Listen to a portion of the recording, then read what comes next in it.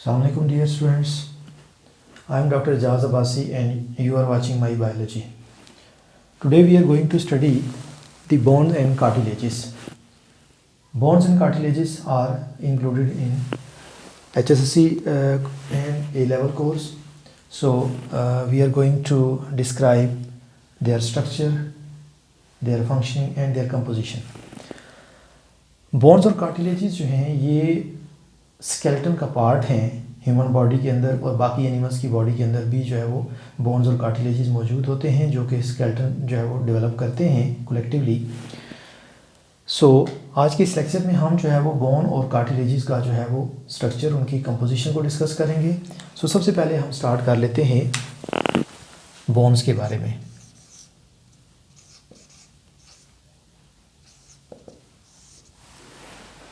Bones basically जो है ये कनेक्टिव टिश्यूज़ हैं, और ये कनेक्टिव टिश्यू की एक हार्ड फॉर्म है जिसमें बेसिकली बहुत सारे डिफरेंट टाइप्स के टिश्यूज़ जो है वो एसोसिएटेड होते हैं एक दूसरे के साथ और कलेक्टिवली जो है वो बोन डेवलप करते हैं. सो बोन को हम डिफ़ाइन कैसे कर सकते हैं? It is a hard form of connective tissue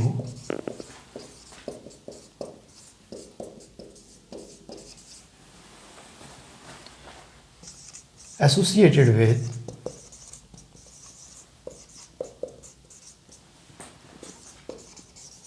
support,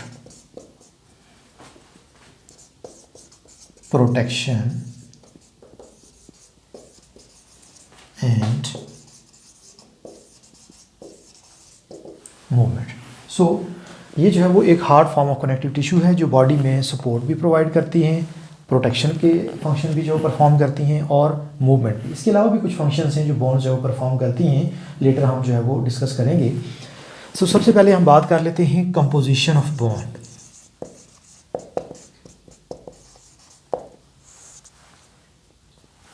bones की कंपोजिशन की अगर हम बात करें तो बोन्स बेसिकली जो है वो एक कनेक्टिव टिश्यू हैं, और कनेक्टिव टिश्यू जो है उसके अंदर बोन जो है वो सेल्स मौजूद होते हैं, और वो सेल्स जो है वो किसी नॉन सेलुलर सब्सटेंस जिसको हम मैट्रिक्स कहते हैं उसके अंदर जो है वो डिपॉजिटेड होते हैं. सो जो बोन्स हैं, बोन्स के अंदर एक तो बोन सेल्स मौजूद हैं, सेकेंडली बोन के अंदर नॉन सेलुलर सब्सटेंस या मैट्रिक्स मौजूद होता है. उसके अलावा बोन्स के अंदर जो है वो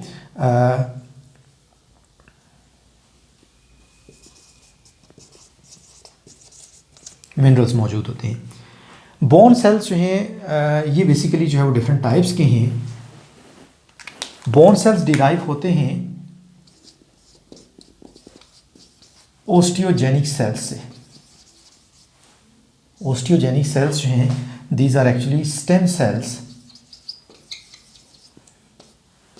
विच give rise to bone cells. So osteogenic cells जो है इनसे तीन डिफरेंट टाइप की जो वो सेल्स डिराइव होते हैं. Osteoblasts,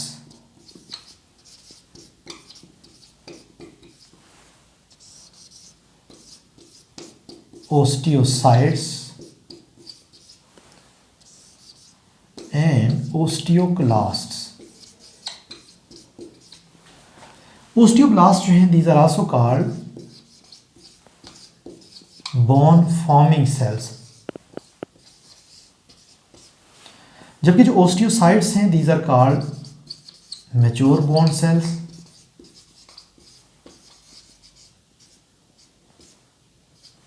and osteoclast are called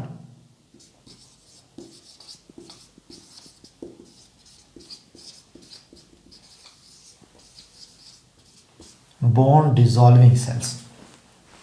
सो ये जो तीनों डिफरेंट टाइप्स के सेल्स हैं ये बेसिकली जो है वो ओस्टियोजेनिक और स्टेम सेल से डेवलप होते हैं. ओस्टियोब्लास्ट जो है ये बोन फॉर्मिंग सेल्स हैं. जब एक नई बोन जो है वो डेवलप होती है तो उसके अंदर मोस्टली जो है वो ओस्टियोब्लास्ट मौजूद होते हैं, और ये जो है वो बोन का जो मैट्रिक्स है वो डिपॉजिट करते हैं. सो इनको हम कहते हैं बोन फॉर्मिंग सेल्स. जब ओस्टियोब्लास्ट जो हैं ये मैट्रिक्स के अंदर सराउंडेड होते हैं तो इनको हम जो है वो ओस्टियोसाइट्स कहते हैं. सो बेसिकली जो है वो ये ओस्टियोब्लास्ट ही हैं जो कन्वर्ट हो जाते हैं ओस्टियोसाइट्स के अंदर। So osteocytes are actually mature bone cells जो कि बोन का जो कंटेंट है उसको जो मेंटेन रखते हैं। एक मैच्योर बोन के अंदर जो सेल्स मौजूद होते हैं जो बोन की कंपोजिशन को मेंटेन रखते हैं और मिनरलाइज मैट्रिक्स जो है उसके साथ मैट्रिक्स के साथ साथ जो हम मिनरल्स भी डिपॉजिट करते हैं अपनी सराउंडिंग्स में, उनको हम कहते हैं ओस्टियोसाइट्स। ओस्टियोक्लास्ट जो है ये बोन डिजॉल्विंग सेल्स हैं। ये बेसिकली बोन रिजॉर्प्शन का फंक्शन जो है परफॉर्म करते हैं। इट मींस ये जो है वो बोन जब डिज़ोल्व होती है या बोन के जो बोन के अंदर जो कैल्शियम और फॉस्फेट मौजूद हैं, जब उसको बोन से रिलीज़ करना होता है तो वो फंक्शन जो ओस्टियोक्लास्ट परफॉर्म करते हैं। बोन्स बेसिकली जो है वो ये जो हमने 3 फंक्शन डिस्कस किए हैं, सपोर्ट, प्रोटेक्शन और मूवमेंट, इसके साथ साथ मिनरल होम्योस्टेसिस का फंक्शन भी परफॉर्म करती हैं। कैल्शियम और फॉस्फेट जो हैं ये बोन के अंदर जो है वो स्टोर होते हैं और टाइम टू टाइम जब ब्लड के अंदर कैल्शियम और फॉस्फेट की अमाउंट डेफिशिएंट होती है, कम होती है, तो बोन से कैल्शियम और फॉस्फेट जो है उसे रिलीज़ किया जाता है ताकि वो ब्लड के अंदर शामिल हो जाए। सो ये जो ओस्टियोक्लास्ट हैं ये वो फंक्शन जो है वो परफॉर्म करते हैं बोन से कैल्शियम और फॉस्फेट को रिलीज़ करके, तो उसको जो है वो ब्लड में ट्रांसफ़र होने के लिए जो है वो फ्री करते हैं। सो ये फंक्शन जो है वो इसको हम बोन रिजॉर्प्शन कहते हैं। इसके साथ साथ जब बोन्स जो है वो कहीं फ्रैक्चर होती हैं या डैमेज होती हैं तो जो ब्रोकन एंड्स होते हैं बोन के, उनको भी ये जो ओस्टियोक्लास्ट हैं ये जो है वो डिज़ोल्व करते हैं ताकि उसकी जगह जो है वो नई बोन डेवलप हो सके। सो ये 3 डिफरेंट टाइप्स के सेल्स जो हैं ये ओस्टियोजेनिक या जो है वो स्टेम सेल से डेवलप होते हैं। जो सेकंड कंपोनेंट है बोन्स का, दैट इज़ मैट्रिक्स। मैट्रिक्स जो है इट इज़ अ प्रोटीन जो बोन टिश्यू के अंदर डिपॉजिट होता है, दैट इज कॉल्ड कोलेजन।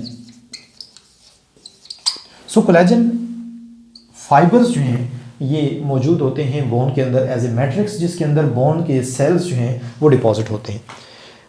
जो मिनरल्स हैं they are calcium and phosphate. So calcium और फॉस्फेट जो हैं ये बोन के अंदर स्टोर होते हैं।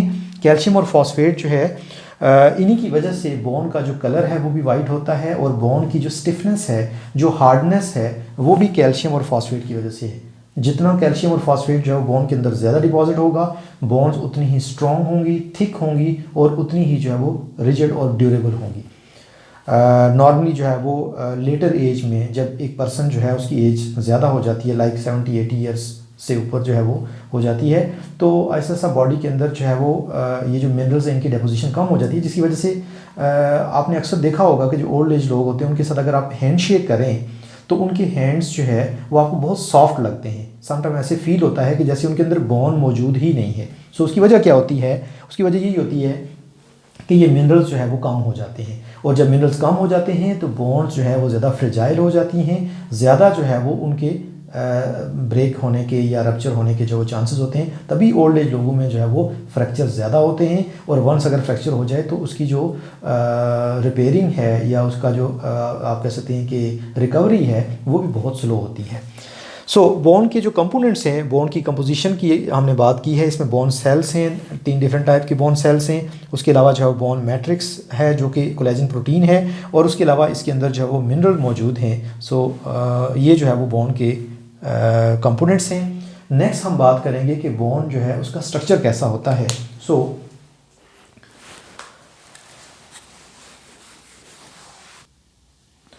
Next is the structure of bone.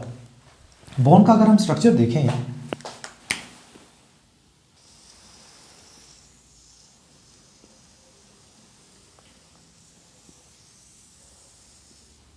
तो लॉन्ग बोन्स नॉर्मली आपने देखी होंगी। बोन्स जो है वो इस तरह की उनकी जो शेप होती है। बोन का ये जो थिक पार्ट है this is called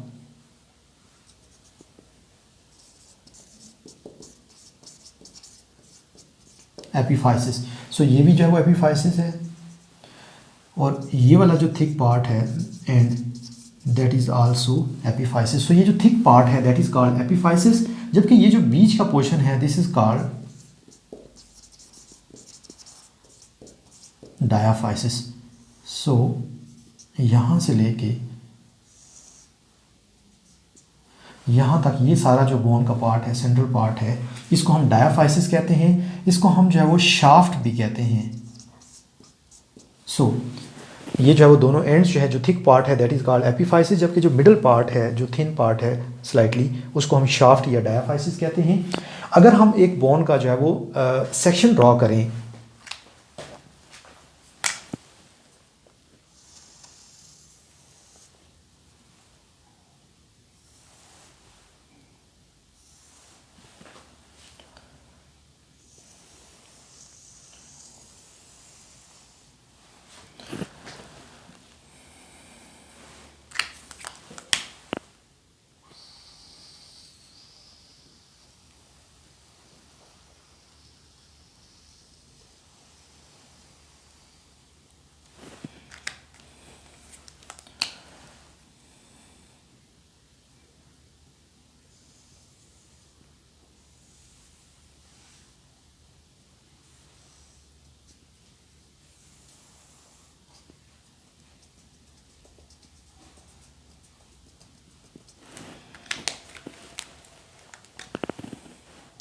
so bone का अगर हम स्ट्रक्चर ड्रॉ करें तो बोन की जो आउटर थिक कवरिंग है, जो बेसिकली एक कनेक्टिव टिश्यू होता है, दैट इज कॉल्ड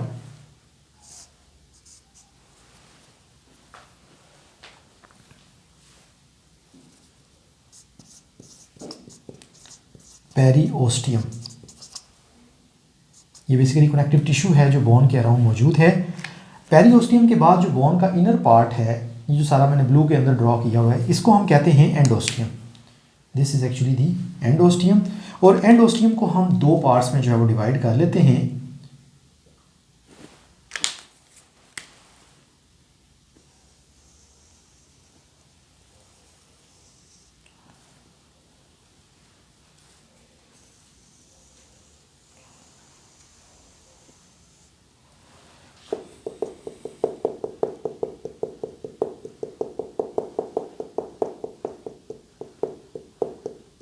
ये इसका इनर पार्ट है। ये जो इनर पार्ट होता है ये कंपैरेटिवली सॉफ्ट होता है। इसके अंदर जो है वो स्मॉल पोर्स मौजूद होते हैं। इसको हम कहते हैं स्पॉन्जी बोन। जबकि ये जो बाहर वाला पार्ट है, this one, this is called compact bone. So ये जो स्पॉन्जी और कंपैक्ट बोन है, इन दोनों को कलेक्टिवली हम कहते हैं एंडोस्टियम। सो बोन को हमने दो पार्ट्स में डिवाइड कर लिया। जो इसके बाहर आउटर कनेक्टिव टिश्यू की लेयर है उसको हमने पेरिओस्टियम का नाम दे दिया, जबकि उसके अंदर वाला जो पार्ट है उसको हमने जो है वो एंडोस्टियम का नाम दे दिया। एंडोस्टियम जो है, इसके अंदर दो पार्ट्स हैं। इसकी जो आउटर थिक कवरिंग है या जो इसका कंपैक्ट पोर्शन है उसको हम कंपैक्ट बोन कहते हैं, जबकि जो अंदर सॉफ्ट पोर्शन है उसको हम कहते हैं सॉफ्ट बोन। ये जो सॉफ्ट पोर्शन है, इसके अंदर ब्लड वेसल्स भी जो है वो मौजूद होती हैं और इसके अंदर जो है वो नर्व्स भी पेनिट्रेट करती हैं। दैट्स वाई अगर कोई बोन फ्रैक्चर होती है तो ये जो स्पॉन्जी बोन वाला पोर्शन है ये जो है वो पेनफुल भी होता है। उसके साथ साथ जो है इसका ये जो स्पॉन्जी बोन है ये मोस्टली मौजूद है ये जो एपिफाइसिस है इस रीजन के अंदर, और यहाँ पे इसके अंदर जो है वो रेड बोन मैरो भी मौजूद होता है। जबकि बोन के अंदर एक कैविटी मौजूद होती है सेंटर में। ये जो बिल्कुल सेंटर में इसकी जो ये अपीयरेंस है, ये एक्चुअली जो है वो एक कैविटी है।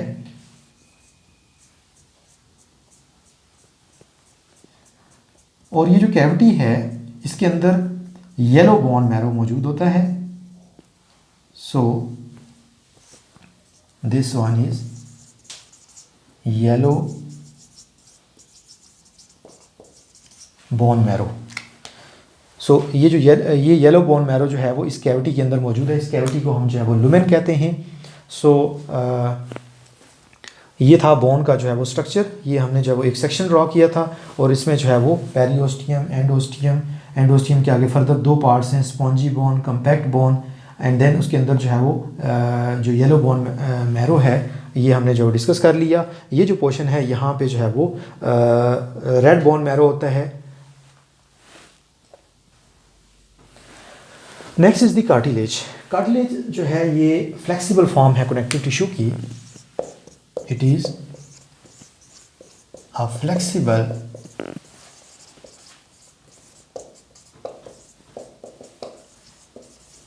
connective tissue associated with support, protection and movement of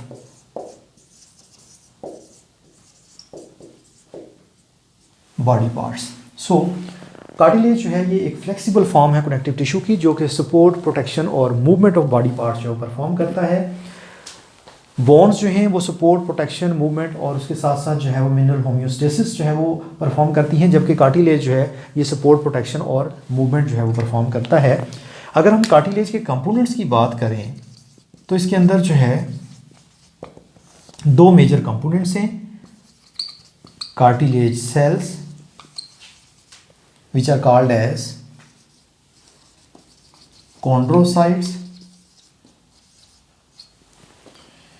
and the matrix.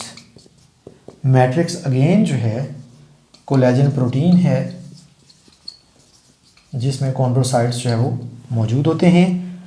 There is no mineral deposition. Cartilage के अंदर कोई मिनरल्स जो है वो डिपॉजिट नहीं होते, इसलिए कार्टिलेज जो है ये फ्लेक्सिबल होता है और बोन्स की तरह ये हार्ड नहीं होता। सो ये जो है वो इसके तीन कंपोनेंट्स हैं, दो कंपोनेंट्स हैं। यहाँ पे मिनरल डिपोजिशन जो है वो नहीं है। Next is the structure of cartilage. अगर कार्टिलेज का स्ट्रक्चर हम देखें तो कार्टिलेज की जो आउटर कवरिंग है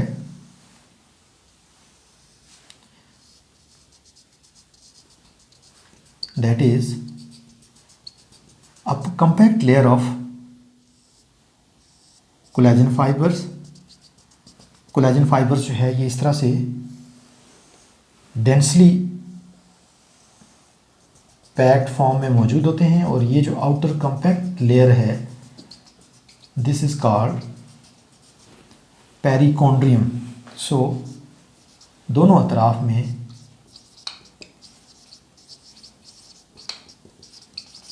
पेरिकॉन्ड्रियम जो है वो मौजूद होती है, नीचे की तरफ भी और ऊपर की तरफ भी, दोनों तरफ जो है ये हम जब सेक्शन जो है वो ड्रॉ करते हैं तो इसके अंदर हमें पेरिकॉन्ड्रियम नज़र आती है। इस पेरिकॉन्ड्रियम के बाद यहाँ पे there are present a number of cavities. बहुत सारी जो है वो कैविटीज़ मौजूद होती हैं। इन कैविटीज़ को हम कहते हैं lacuna. So these lacuna are present within this perichondrium. ये जो लैक्यूना हैं इनमें से हर एक के अंदर there is present a fluid. एक फ्लूइड मौजूद है।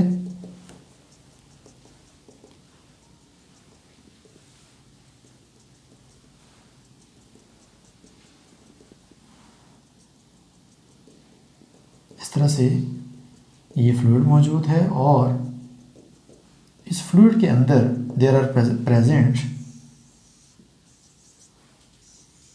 दी कॉन्ड्रोसाइट्स। जो कार्टिलेज के सेल्स हैं वो इस तरह से इस फ्लूइड के अंदर मौजूद होते हैं।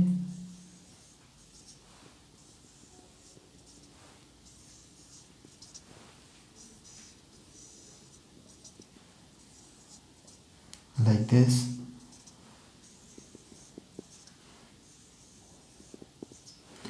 So these are chondrocytes। chondrocytes जो है वो लैक्यूना के अंदर जो है वो डिपॉजिटेड हैं। देन ये जो दरमियान में स्पेस है यहाँ पे there are present a large number of collagen fibres. ये जो कोलेजन फाइबर्स हैं यही वो मैट्रिक्स है जो कार्टिलेजिस को जो है वो इंटैक्ट रखता है।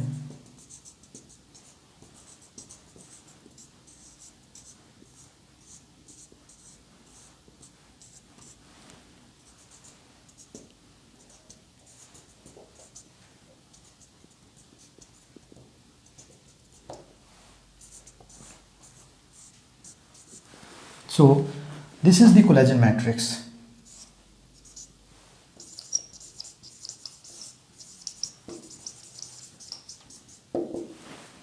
So ये है कार्टिलेज का स्ट्रक्चर।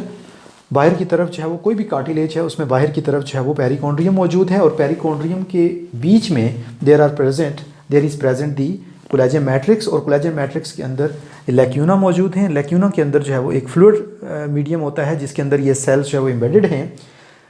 कार्टिलेज के अंदर कोई ब्लड वेसल्स या नर्व सेल्स जो है वो पेनिट्रेट नहीं करती और जो कोलेजन के सेल्स हैं कॉन्ड्रोसाइट्स हैं इनको जो मटेरियल्स फूड और न्यूट्रिएंट्स और जो गैसेस वगैरह इनको मिलती हैं वो डिफ्यूजन के थ्रू जो है वो मिलती हैं। इनके अराउंड जो स्किन होती है स्किन के अंदर जो ब्लड वेसल्स होती हैं जो कैपिलरीज होती हैं उनसे डिफ्यूजन के ज़रिए मटेरियल जो है वो इनको मिलते हैं। So this is the structure of a cartilage.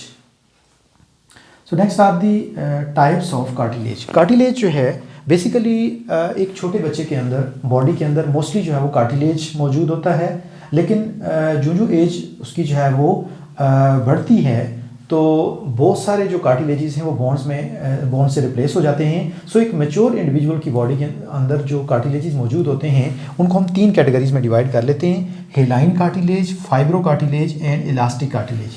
तीनों की जो है वो स्ट्रक्चर में स्लाइड सा डिफरेंस है जिसकी वजह से हम इनको 3 कैटेगरीज में डिवाइड कर लेते हैं। हेलाइन कार्टिलेज जो है ये बेसिकली जो है वो इलास्टिक और जो है वो टफ कार्टिलेज होते हैं जो कि नॉर्मली जो लॉन्ग बोन्स होती हैं उनके एंड्स के ऊपर मौजूद होते हैं। अक्सर आपने जो है वो लेग पीस खाया होगा, चिकन का लेग पीस सपोज हम बात कर लेते हैं तो उसके जो बिल्कुल एंड्स के ऊपर लाइट येलो कलर के जो है वो कार्टिलेजेस मौजूद होते हैं जो फ्लेक्सिबल होते हैं, वो बेसिकली जो है वो हेलाइन कार्टिलेज हैं। हेलाइन कार्टिलेज 2 बोन्स के दरमियान मौजूद होता है और उनके दरमियान जो ग्रेटिंग है उसको जो है वो मिनिमाइज करता है, उनको आपस में एक दूसरे के साथ रब होने से जो है वो बचाता है और जो जॉइंट की मूवमेंट है उसको जो है वो फैसिलिटेट करता है। उसके अलावा जो है नोज़, लैरिंक्स और ट्रैकिया के अंदर भी जो है वो हेलाइन कार्टिलेज मौजूद होता है। Next is the fibro cartilage. Fibro cartilage जो है इसके अंदर थिक कोलेजन फाइबर्स मौजूद होते हैं और ये जो है वो स्लाइटली इसकी जो इलास्टिसिटी होती है वो कम होती है बट ये जो है वो ज़्यादा स्ट्रॉन्ग होता है और ये इंटरवर्टिब्रल डिस्क जो हैं उनके अंदर मौजूद होता है जो 2 वर्टिब्रा के दरमियान मौजूद होती हैं और स्लाइड से फ्लेक्सिबिलिटी जो है वो वर्टिब्रल कॉलम के अंदर जो है वो प्रोड्यूस करती हैं। इसके अलावा जो है वो इलास्टिक कार्टिलेज जो 3rd टाइप है इसमें इलास्टिक टिश्यूज जो है वो मौजूद होते हैं। ये जो कोलेजन फाइबर्स हैं इन कोलेजन फाइबर्स के अंदर जो है वो इलास्टिक टिश्यूज भी जो है वो मौजूद होते हैं, इलास्टिक फाइबर्स मौजूद होते हैं और इलास्टिक फाइबर्स के मौजूद होने की वजह से जो कार्टिलेज है उसकी इलास्टिसिटी जो है वो ज़्यादा हो जाती है। जो ईयर फ्लैप है उसके अंदर ये मौजूद होते हैं।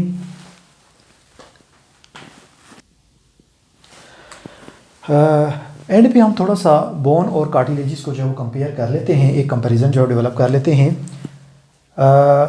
अगर हम कोलेजन की बात करें तो जो बोन्स हैं उनके अंदर कोलेजन जो है वो डेंसली पैक्ड होता है जबकि कार्टिलेज के अंदर कोलेजन जो है वो लूजली पैक्ड होता है।